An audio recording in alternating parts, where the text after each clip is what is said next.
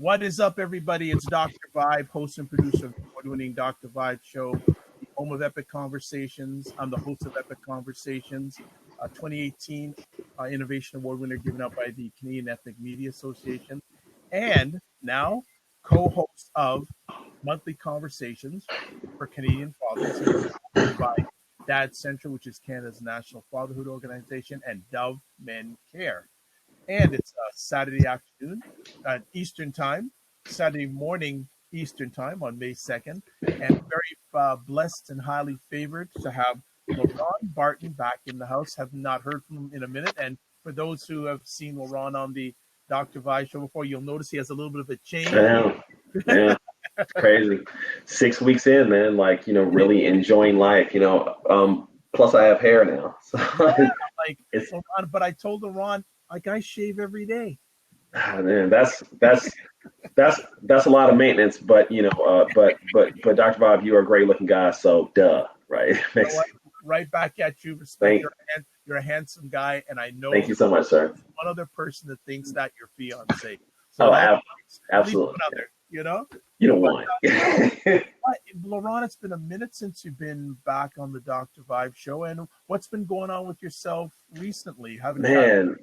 So, I've been writing, I've been doing a lot more speaking. I've been really trying to write stuff that's going to be much more impactful, much more deliberate. So I've been sort of slowed down on the quantity and really sort of focusing on the quality. I'm sorry.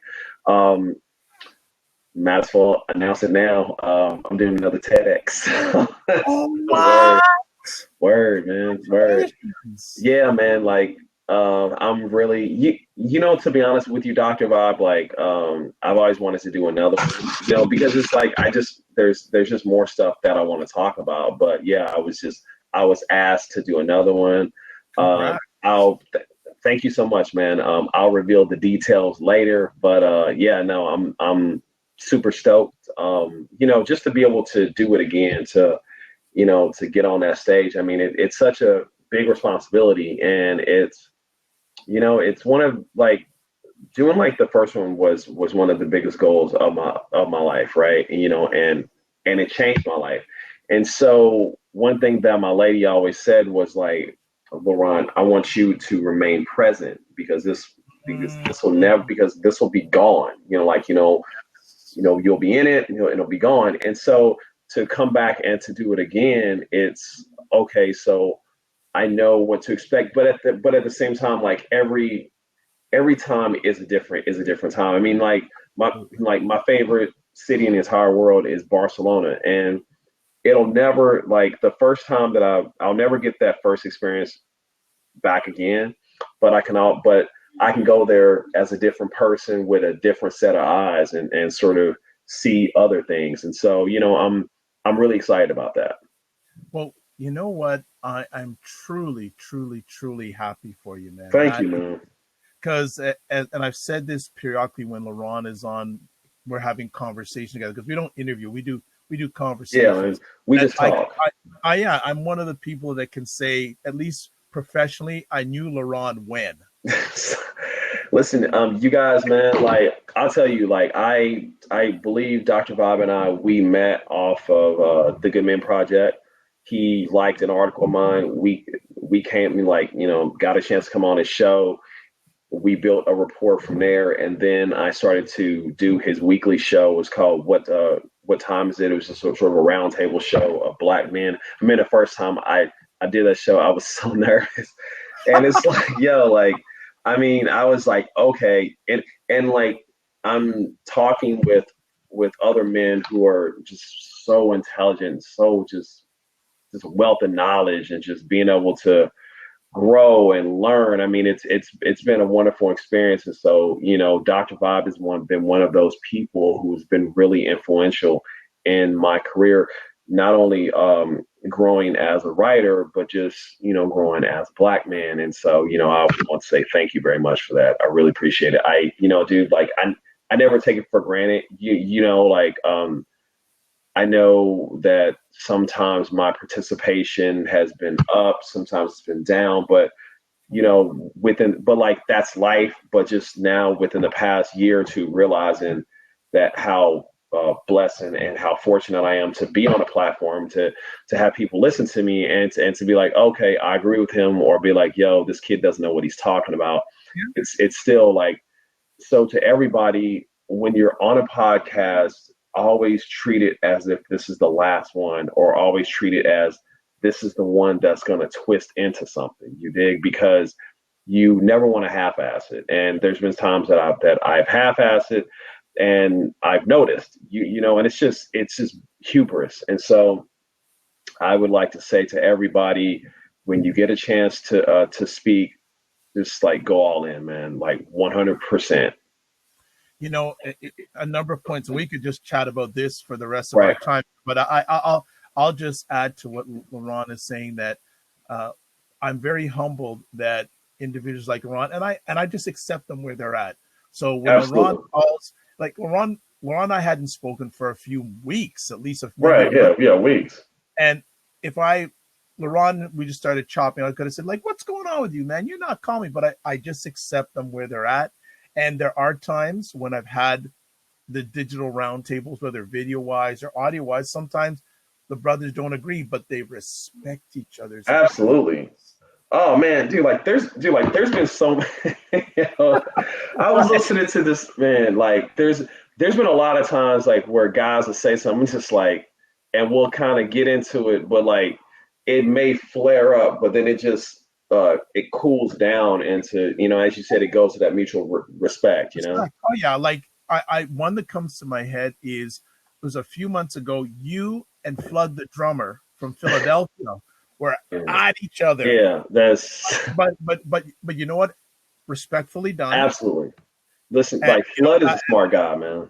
Yeah. Oh yeah. Well, Flood, another gentleman, I knew him when he was nervous to get on a podcast. Then we started doing some together. Then he did a stint at the All Black News radio station. Wow, that's awesome. Shout out to Flood, man. Now he is working at the NPR affiliate in Philadelphia. Oh, word. See, man, Brothers is blowing up, man. Like that's. Right. So I look at both of you as my young guns. Young balls, run on. Yeah, you're young guns, and you're making it happen. So really happy. And even yesterday, when myself and LeRon were communicating through direct message through Twitter, he was saying, when are you gonna, like, what's going on with, do you know what time it is? I said, okay, I gotta reach out to these guys, especially now.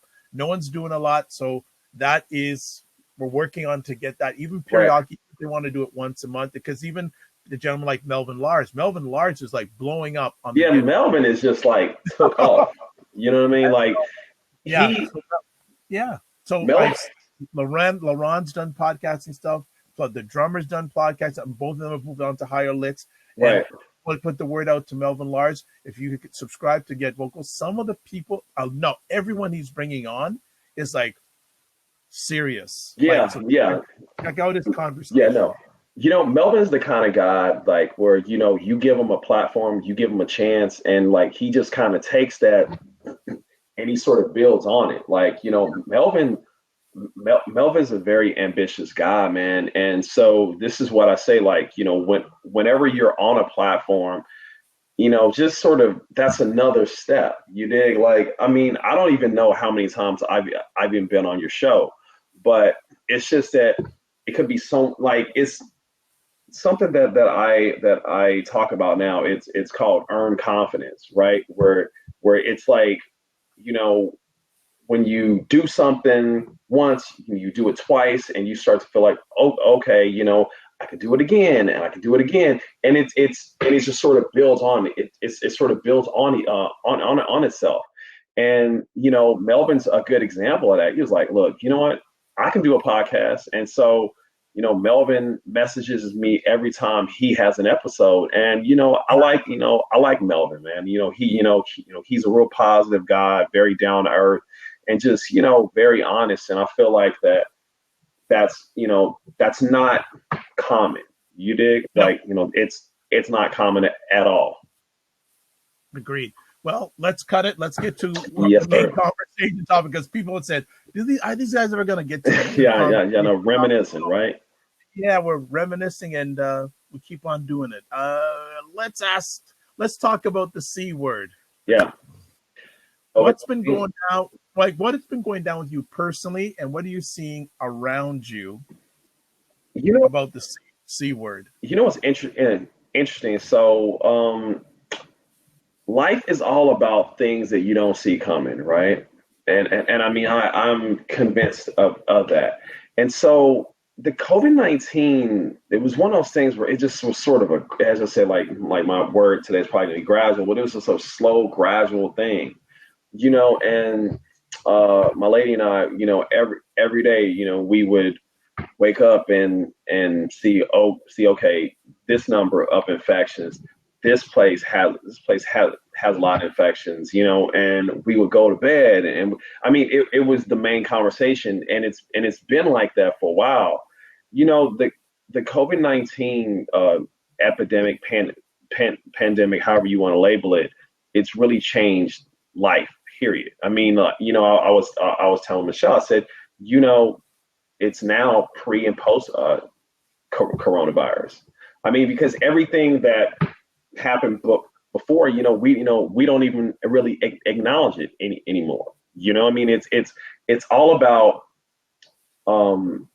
what is, like every day is truly a new day, right? So like, how has it affected today? How many people have been infected? What industries have been impacted?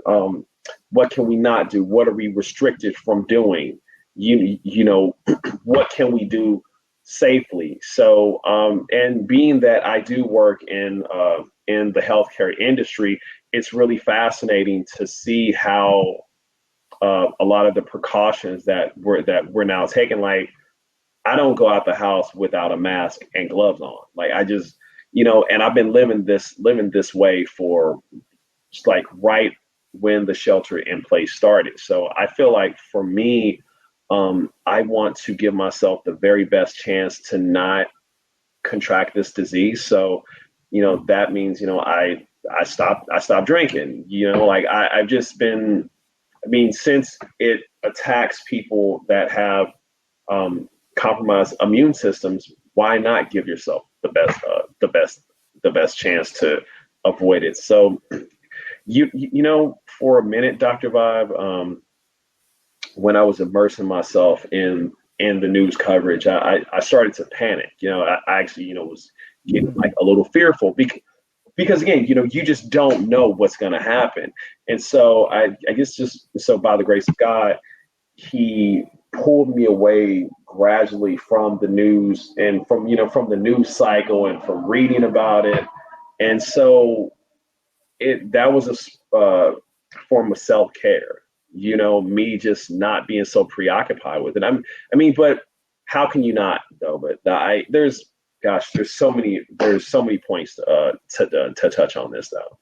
Okay, so and I appreciate you being open and transparent. I know it's an overused word, but just stay open. Right. Open yourself up. Before we go any further, we just want to shout out to two friends of the Dr. Vibe Show. One you do know, Galen Bingham says hello. What's going on, Galen? Dude, it's been too long, man. Yeah, and also a great supporter of the Dr. Vibe Show, Dr. Tachi, who hosts one of my mainstays when it comes to online broadcasting. She hosts Mediascope, the best in media, tech, and pop culture. Okay. It's on Wednesday afternoons, 5 p.m. Eastern time on, why am I going? Instagram Live, sorry. And hello, Dr. Tachi. Yeah, and 6 p.m. Eastern time on Facebook Live, Periscope, WGMS Radio, and LinkedIn Live. I hope I got everything covered there. And Galen says we should, I guess in our earlier conversation, we should each have the confidence to own and defend our points of view.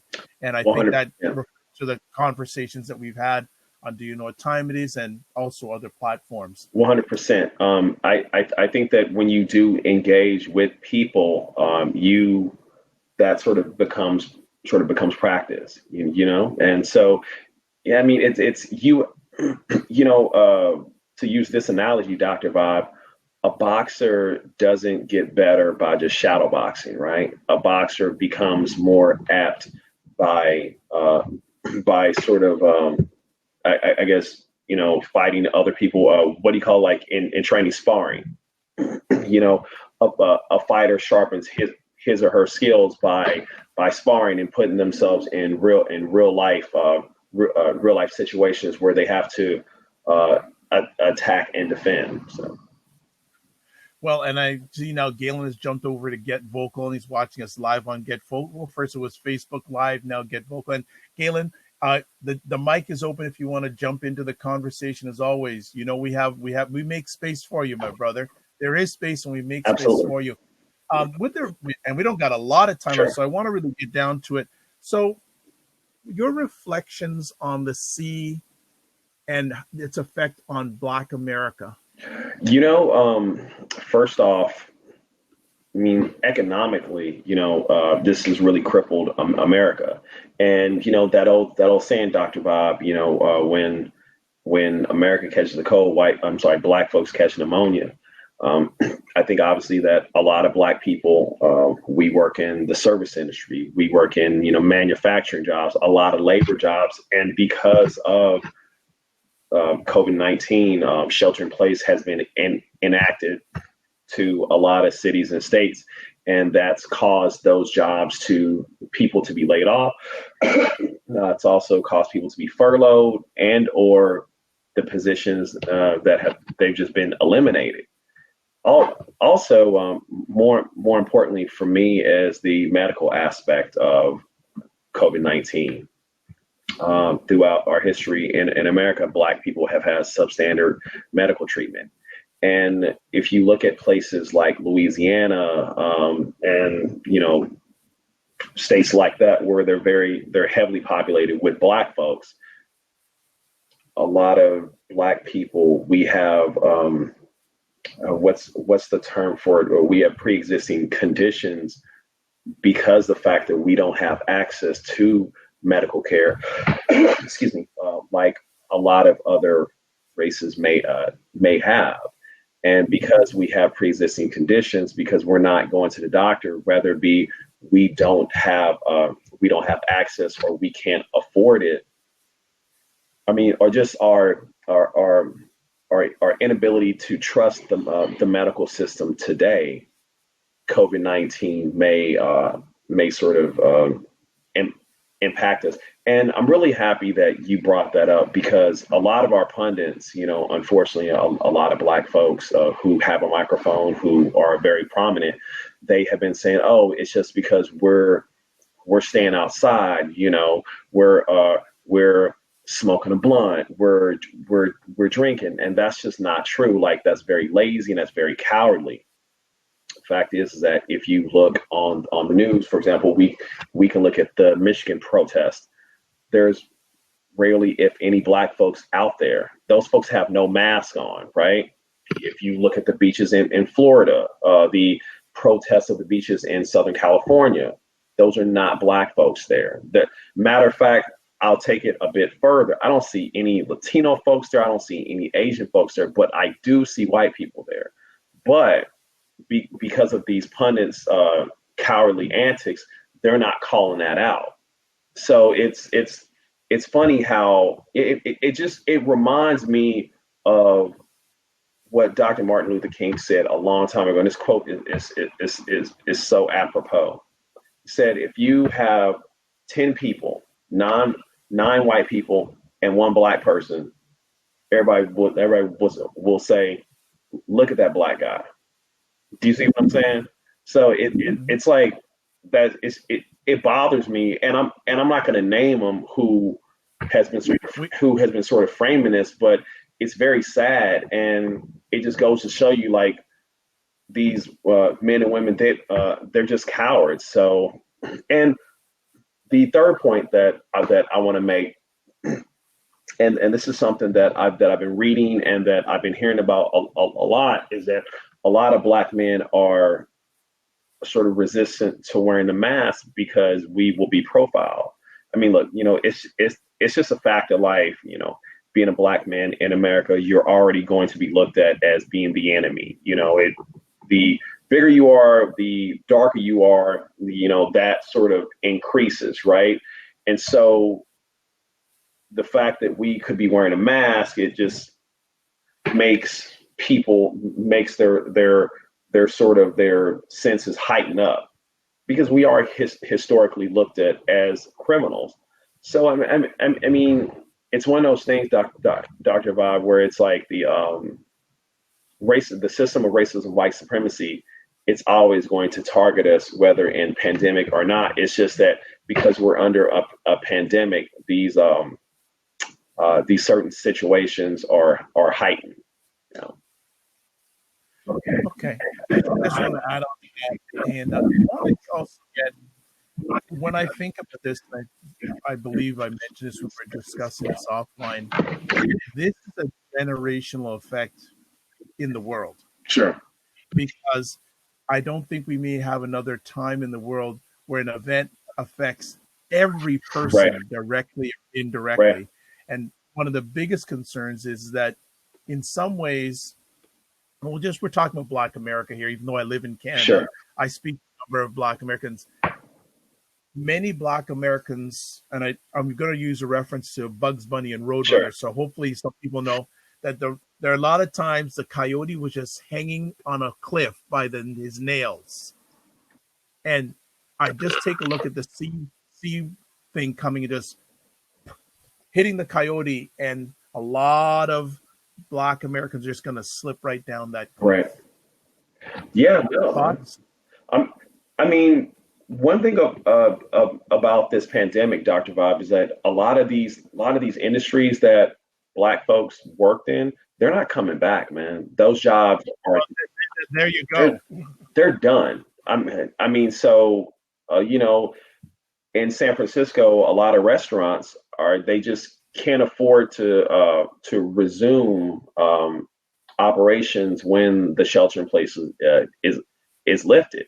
So I mean, this is going to have a catastrophic effect on housing, gentrification, just, employment. I mean, school. It's interesting because if you are a single parent, you're already concerned with being an attentive parent to your child, right? And you also have to work to provide. Well, if your job has been eliminated or been put on hold, excuse me, and also you have to be this de facto teacher, it just creates a much more tense environment. I mean, I can't imagine what parents are going through today. And if I may add on something else, Dr. Vibe, one of the things that I've been concerned about, so for those who don't know, I teach a creative writing course at the San Francisco County Jail, and I've been doing that. This is a whole other conversation. Why do you have to drop that bomb right now? We got limited time. Well, I mean, I say that to say that one of my concerns is my students inside. I know that Rikers Island, they have been reporting many incidents of infections of the coronavirus. So it also kind of shines a light on mass incarceration. What group of people are more affected with mass incarceration? Black people, specifically Black men. For those who don't know, there's about for every 100,000 people incarcerated, 8,000 of them are Black men in the United States alone. So you have to think about, we are very susceptible to contracting the coronavirus because for some reason, people who are incarcerated, they're not thought of as human. They're just thought of as just, they made their mistake. They're the deplorables. They're not worthy. And so it concerns me that we haven't that there has not been a push to at least release nonviolent offenders en masse. Yeah, my mind is, my mind is always thinking. Right. There's so many things that are going on in my head right now because I'm thinking one thing. I I believe I should host an online conversation talking about Blacks and COVID-19 present and future. Right. Also, I had two corrections advocates based in Toronto on last week. Wow, that was a powerful Really? conversation. I'll have It to check was, that and out. I'll send Please you the do. link. It was really powerful. And three, that this is, I don't know if Black Americans and maybe Blacks in general are thinking this is serious, man. Like this is a generational Yeah. thing. No. Like, and one other thing too, and I don't know if I'm hoping Galen will come in. One of the things that Galen does is Galen operates a retail store, Right. and he can maybe give some perspective on how it's affecting his business. Yeah. One of the things he does, but yeah, again, Galen, if you want to come in, great. If not, but it's just making me think because I listened to a program. Oh, there we go. What's up, Galen? Yo, what's going on, guys? How you feel? Always Fantastic. always a pleasure, Galen. Dude, Good so, stuff. like I'm gonna have to hook up my microphone, like the next time because like y'all brothers, man, y'all making me look like wild and inadequate for, you know what I mean? Man, I'll tell you, man, this thing is like my golf game, man. I can't control my talent, but I can at least look the part. Oh boy. For those who do not know, another great friend of the Dr. Vibe family. It's a family, not the show. It's a family. Galen Bingham, great. I don't like to say an executive coach. I don't know how to brand him anymore. but just put it a great coaching strategist. I think that's maybe. I hope he lets me away with that. But Galen, always a pleasure. How are things in St. Louis? And please share your perspectives of some of the things we've been discussing because I know you have great thought process. Hey, Galen, really quick, like how? I mean, so I have my folks in Kansas City, and they kind of tell me what's going on and just like the mood of folks down there. How are people in St. Louis sort of dealing with the coronavirus? Yeah, I think everything that I've heard you guys talk about is consistent, not only in St. Louis but around the world. I think it's just consistent. I mean, everyone's kind of in this wait and see period. I think we're starting to take it more and more seriously. I think that everything that I heard you say, LeRon, about how when the U.S. catches a cold, Black folks, get pneumonia. Right. Absolutely true with this. And I think I even saw a statistic that said that 70% of all the deaths that have occurred, according to this, were African Americans. Right. Like it's not. Wow. And there was initially this thought that Black folks couldn't get it. Well, Black folks can not only get it, but they can die from it. And we're most of the people that's dying from it. So yeah, I mean that's my short answer on that. And one of the things I just really encourage a lot of my clients, my coaching clients, and that I would just encourage people to do in general is once you've identified the problem, there's no need to fortify your identification of the problem. Let's move to what are you going to do because of it? Right. So we already know this situation. And LeRon, you said it perfectly that many of those jobs that Black folks tend to have, those jobs are going away or they're changing. And so they've got a couple different choices. We can sit back and lament about how things used to be in the good old days and how terrible it is that they're going away. Or you can pivot and say, okay, what am I going to do now? Right, exactly. Not only to make money now, but to set myself up so that when something like this happens again, I'm in a better position. Because if we don't address that, if we don't think about how do we pivot from this? It's all about the pivot, man. It's going, we're going to go through the exact same thing. I think they said that there more people are going to die from the second wave. Wow. Of this thing, second wave that died from than those who died from the first wave. And so when the second wave comes, what's going to be our pivot? Right. What's going to be left? Say that again. Right? What's going to Right. be Yeah. left? No. I mean, this is going to change the landscape. Go ahead.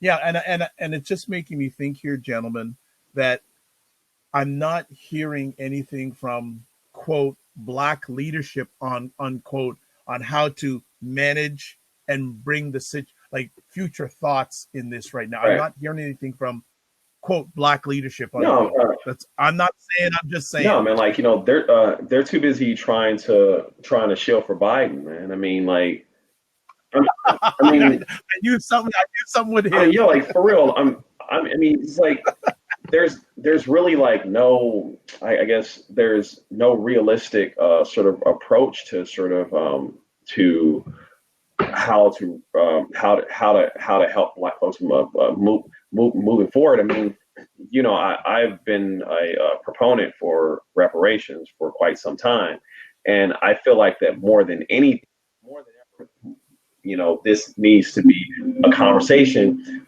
because again, you know, it's just like what Galen said, like those jobs are not coming back, and so, you know, if we don't, you know, if we can't pivot, then I mean, we're just gonna be lost in the sauce, man. I mean, you know, there has to be some sort of assistance given. Well, I'm just looking at it that. Is it how many Americans have filed for unemployment? Is it close to 30 million? I thought it was Galen. Like I thought I saw something like 3 point. Well, I think that was maybe like weekly, like 3.8. Maybe. Yeah. The last number I heard was 6.5 million. Wow. The last number I heard. Total. Yeah. Damn. I think it's more than that, but don't quote me. But my question is, I'd be very interested to know what percentage of that is Black and visible minority or. Well, so San Francisco, so pre-corona, right? San Francisco had 53% of all Black men were unemployed in San Francisco, right? What? Yeah. Yes, sir. What? Over 53%. Many of the homeless here are Black men. Right. So I mean that's another side of the game, right? Is like, so we have so many homeless that are Black men that could be susceptible to the coronavirus. So I mean, how do we, you know, I mean, it's like, you know, if, you know, we can't put them in jail because the jails are starting to become a breeding ground for it. So I think Mayor London Breed, she's trying to put a lot of people in hotels, but I don't know logistically how that's happening. But I mean, San Francisco's just a different animal. Like, it's just, yeah. I just want to update you both. So I just went online here that the U.S. jobless rate claims the U.S. weekly jobless rate hits 3.8 million, topping more than 30 million over the last. That's incredible. Weeks. 30 million people without a job. So 30 million people in the United States have lost their job over the last 6 weeks. Wow. Hey, let me talk a little bit about that, because it sounds like a great opportunity for my favorite mantra, and that's that every success and every failure begins and ends with leadership. So you guys talked about and asked the question, where is Black leadership on this topic? And I'm going to suggest that your audience is looking at the Black leadership on this topic. And that's not to necessarily say that we're the only Black leaders, but we have to take responsibility for what we are going to pivot to in our individual lives. If we're waiting on someone else to tell us or to, you know, say, LeRon, this is what you need to do in order to be successful, that's not going to happen. It is not coming. No one is going to sit here and say, Galen, these are the 4 steps you should take in order to make sure that your family is in the best possible position. The government is really only focused on getting the economy going again, right? They really don't care whether or not my life is in jeopardy, whether or not my family's long-term security is in jeopardy. They're concerned right now about the economy. Absolutely. I've got to make a decision as to what I pivot to, if I pivot, and what I'm going to do to take care of myself, not only in the short term, but in the long term. So, Right. for instance, let me give you some very tangible examples of what I mean by pivoting. Sure. And I've said this about 45 a lot in the past, that this administration is incredibly obvious, right? It's very, very easy to see what's going to come next.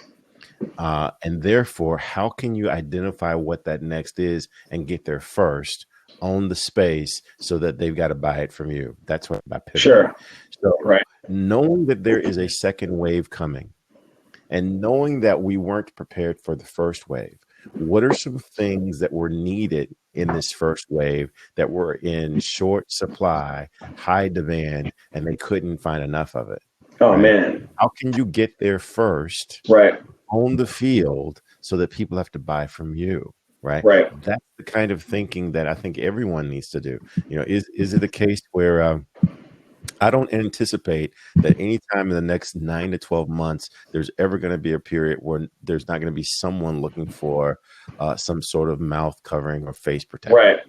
Is there a way to own that space, get there first, So capitalize on it, so people can, right? So it's that kind of thinking, I believe, that is going to be the salvation of any group of people. I don't think that there's ever going to be a Martin Luther King or Malcolm X or one person that everyone says, Right. this is the person you should be listening to because Right. he Exactly. represents your No. best interest. I agree with that. Yeah, I think the saviors we were looking for are standing in the mirror. Well, I mean, I believe that we also, I mean, like, the government has a tremendous responsibility to help people. I mean, again, man, and like, we're to quote Yvette Carnell, a political commentator, we are a bottom caste folk. So, I mean, if anything, the coronavirus has sort of exposed how little the needle has moved for Black people, and just how much we live in a society that's just disproportionately, like, unfair. Not that it has not been that before, but with the coronavirus, I mean, this is truly the haves and the have-nots.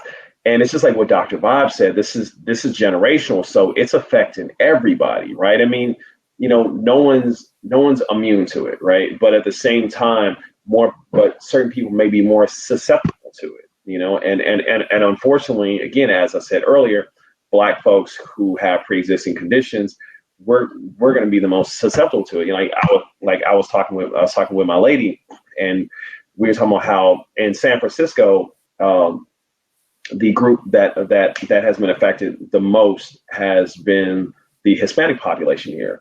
And excuse me. And one of the reasons for that, she believes, is because a lot of people live amongst each other. And so there really is no social distancing there. Also, the fact that, again, like Black people, they don't have access to medical care. So, the coronavirus has sort of expanded this sort of inequity conversation. Galen made a great point about pivoting. I think that when the second wave, like, I don't know, man, like, I think that we need to start really investing in things that, or positions, jobs, incomes that we can do remotely. Because, yeah, man, I mean, it's like, Dr. Bob, Galen, like, I'm pretty sure, you guys are doing webinars and seminars, and it's just that when those manufacturing jobs go away, I mean, this is only accelerated, right? Because, I mean, we knew at the end of the day, the factory was going to be closing. Like, the plant's going to be moving overseas. It's just that the COVID-19 has accelerated that plan, 5-10 years. You know what I mean? So I want to just piggyback on that on two fronts. First of all, I agree. The webinar front, like, for many years, I've been doing online stuff, right. And you wouldn't believe how many organizations have come to me because they don't know how to do it. And I say, well, I'm here to shortcut the shortcut. Right. Even to the other day, a gentleman who's a part of the Canadian Black Chamber of Commerce was talking to me saying, "Hey, we want to do a whole day conference," and he was showing me this software that to run a virtual online conference. It even has tables and things on the map, and saying, "We want you to do this for us." One, we are talking about a certain segment, but the segment I'm really concerned about are the Black jobs, blue collar. Yeah. Those I think are going to have that's where I'm as much concerned. The ones that work in a factory, they may not see their jobs again. That is a population that, from my point, I don't think your administration really cares that much about, because they don't vote for them. So they don't care about it, right? They're more concerned, in my opinion, about how the stock market's doing, which is another conversation itself, because the stock market could be going up, but for 30 million people that don't have their jobs, that don't mean right. I agree. And something you said, LeRon, about I think it was LeRon, it could have been Dr. Vibe, that talked about finding those jobs that you can do and those careers that you can do online, and that is the future, right? That's absolutely that's the difference maker. I've got two businesses. Damn. One business is a retail business where there's a physical location. Sure. It's self-serve. People are going to be, the old model is people are coming in, they're sampling their own stuff. Right. Yeah. They're coming up. It's about social. It's about people getting together. That's what that business model is. And there's some modifications I'm going to have to do, because that business won't come back exactly the same way. Right. The other business that I have is in executive coaching and executive coaching and consulting firm, Kill Global Coaching and Consulting. And that business is taking off, and it's taking off from a global perspective. I've got a handful of clients right now that aren't even in the United States. I've got one who's in Sweden. I've got a client I'm working with someone who's in Paris. I've got someone who's in Dubai. I've got someone who's in Venezuela. And as a matter of fact, I'm going to be doing a global brainstorming session. That's awesome, man. Thursday, for leaders around the world, to help them think through the people element of their recovery strategy. And it's an intimate conversation. We've limited it only to 10 executives, but 5 of those executives are in Europe. 5 of those executives are in US. And that's the kind of leverage that you have when you step into a global digital online platform, as opposed to on my retail business, where I'm nailed to a location. I'm nailed to the physicality of what I got to do. So, gentlemen, I know both of you have to go. So what I'm going to ask is closing comments. And also, Galen, definitely provide information, because I've signed up for that next week. But any parting comments and where people can get in touch with you. So, Galen, first. Yeah. So my contact information is, you can definitely go to www.galenbingham.com to see my website. Go to killglobalcoaching.com, and Kill is KILN, globalcoaching.com. That's how you can get a hold of me. And we've got 2 events, but the one that you can sign up for is you can go to Eventbrite and go to EI coachingnetwork.com. EI Coaching Network with an Eventbrite, and you're going to sign up for an emotional intelligence coaching seminar. It's a 3-day seminar for an hour a day on the 4th, 5th, and 6th of next week. We're only going to take an hour, but you're going to hear from not only me, but I'm partnering with 8 other coaches we are all steeped in emotional intelligence. We're all going through the Goldman Emotional Intelligence Program. And not only are we offering this program, but there's going to be a treat at the end where you could sign up for an hour of free coaching with any of the coaches of your choice. We came up with this idea and expected to only have 40 people register.